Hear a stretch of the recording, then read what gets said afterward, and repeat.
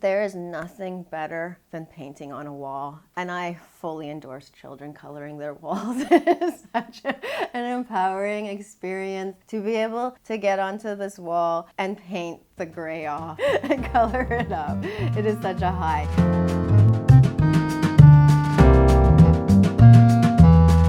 Hi, my name is Angela Gooliaff, and I'm a visual artist and illustrator. I have been active in the Vancouver scene since 2009. I draw from small things like small books to giant things like murals and everything in between. My latest mural is my very first mural in Vancouver at the BCSPCA. It's Giant Pets, that's the title. There's 8 giant pets and 4 butterflies.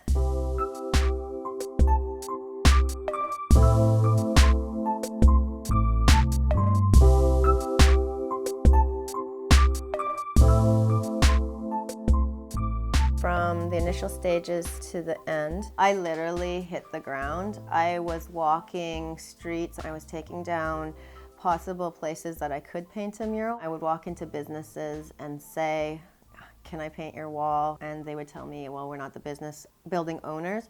From there, eventually I started making phone calls from phone numbers I was seeing out there, and eventually I got to the city. The city taught me about the mural support program.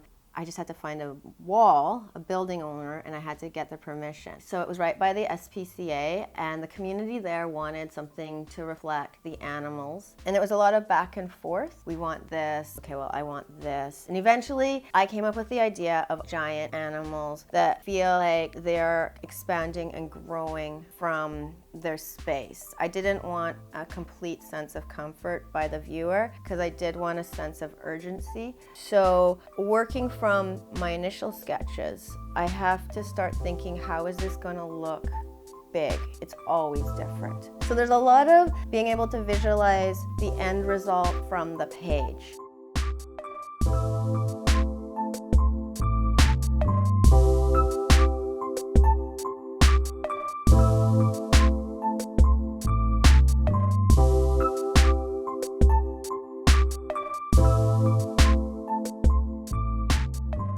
I've learned that you have to be flexible with the wall itself, the space itself. That was one obstacle. At first I was like, oh, there's all these trees, how do I deal with it? And I was like, no, that'll actually enhance it. And another thing is working with the community, discussing what's important for them, because ultimately they have to live with it. So I don't mind going back and forth and chatting and hearing what's most important to them, because I feel we might as well become a team. And if there's a certain message that we want to get out, what is a better way than having a massive visual on a wall for all these people that are going to be going by?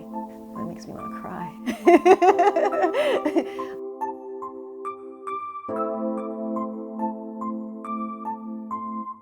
If I could draw every night right now, I've just been so busy. Okay. Hit me. One thing I love about Insta is how I can engage with other visual artists, illustrators, people who just love art, talking about art. That's how I met Paper O. I've attached a real positive affiliation with the notebooks. I use them for my daily drawings primarily, and it's just become a little bit, it's like a happy time. Late at night, I'll see a couple prompts. I do daily challenges where different people will have a month where they give us prompts. I do my own January Blues drawing challenge. I hope you guys will participate with me.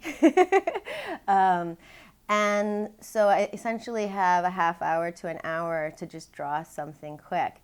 And it's become much more playful. It's much more of an engagement with the general public, hearing feedback, seeing what they're responding to, and giving them a little bit more. I've heard hybrids are very popular. My hybrids, where I mix 2 animals together and create a new species. How I go about creating my hybrids is, okay, so like I'll see the prompts, say it's a giraffe and a dolphin.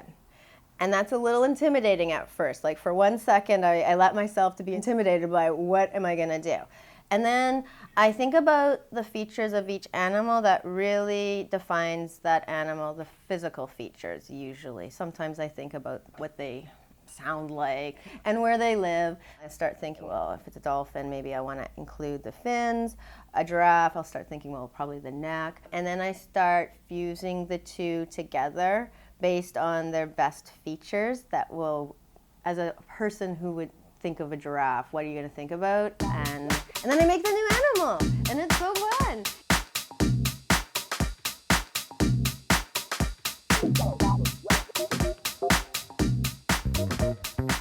And then I also want to make it playful and quirky because we haven't ever seen these animals before anyways. So I'm going to add a little bit of my own creative flair. So I may make them a different color. I may not. I might try and stick with the traditional. Depends if that's the thing, the physical feature that defines the animal, like zebra stripes. I might go black and white. I might not. I might go purple and, I don't know, yellow. But I always want to make something that you've never seen before.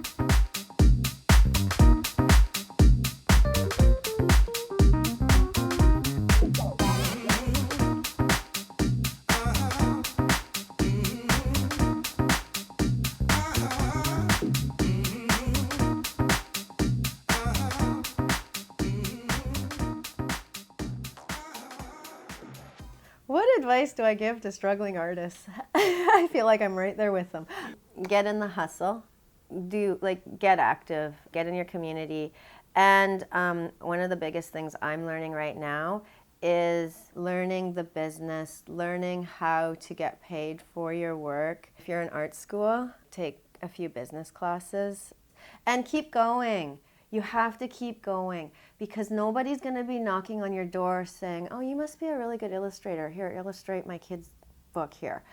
How much of my work is inspiration versus perspiration?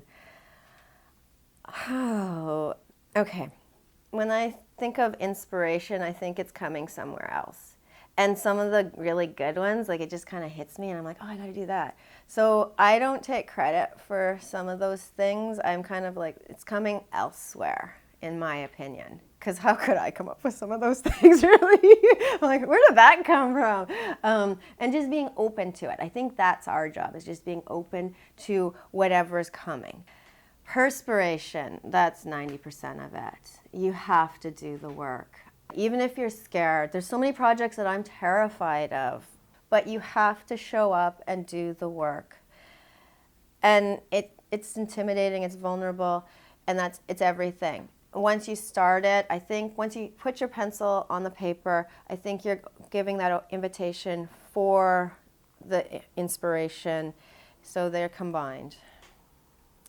How's that?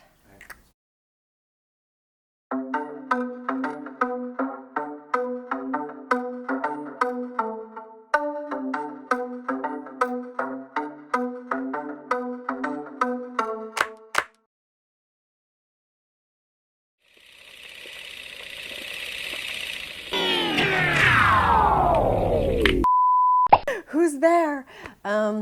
Right, you're rolling. You just got it. We don't have to do any like bloopers. You got them all. That was off the cuff. It's so good. How's that? That's a big answer. Wow. Do it again. Get uncomfortable. This is how it's gonna be. You're so excited. Why are we interviewing? We should be drawing this stuff.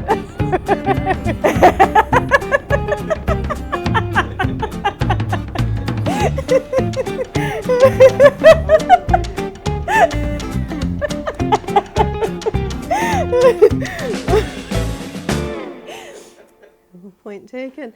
Oh my God. Make sure I get a copy of this. I want to have mental record. I'll forget. I want to see this now.